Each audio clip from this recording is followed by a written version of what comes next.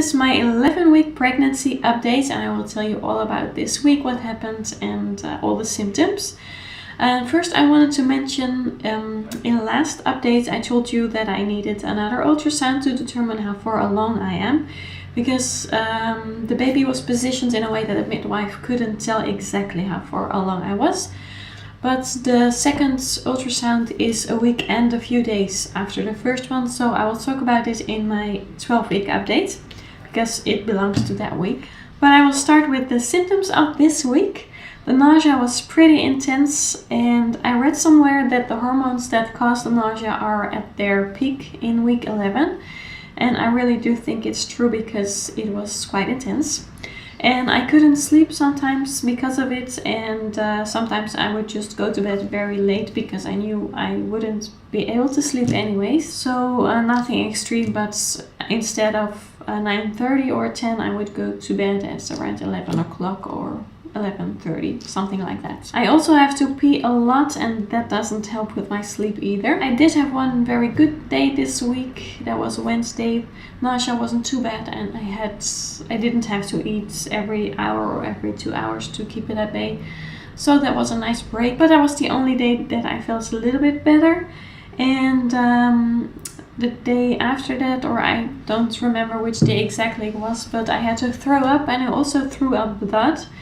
And that really scared me, because, like I mentioned before, when it comes to things to my health, I get all these dramatic thoughts when something's the matter. So I woke up my husband to tell him, because I thought, well, if something happens to me, he knows what's going on.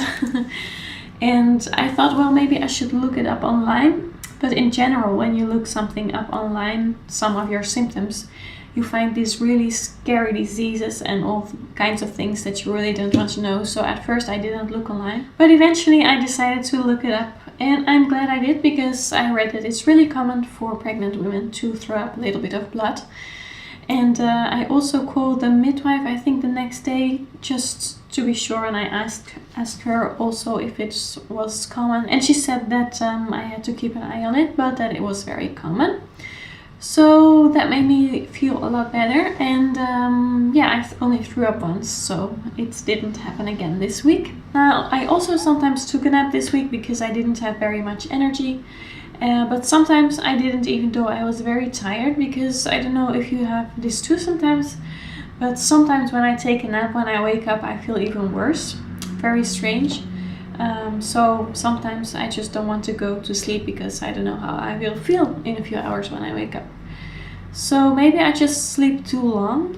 I'm going to try an experiment and sleep like 20-30 minutes. Maybe that helps. We'll see. I did experience the uncomfortable feeling in my belly again on the left and right side.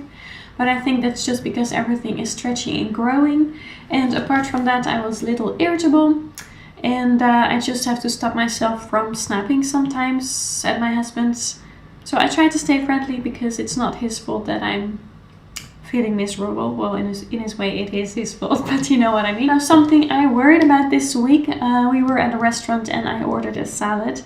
And after I ate it, I thought, oh well, maybe I shouldn't have eaten this, because there's a slight possibility that there is the Listeria bacteria on lettuce.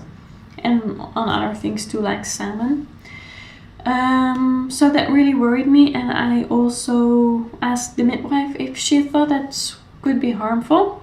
So she said that the chances of you getting Listeria is very small, and even when you eat salmon, like smoked salmon, most of the times you don't get it, but because there's a chance, you shouldn't eat it. But when it came to the lettuce, she said, well, you can expect restaurants to have washed it, and you will probably be fine.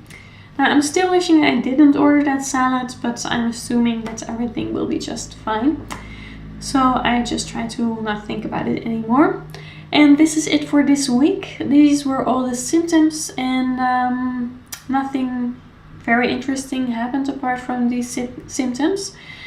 So stay tuned for my next update, in which I will talk about the second ultrasound, and I will see you in the next video. Bye!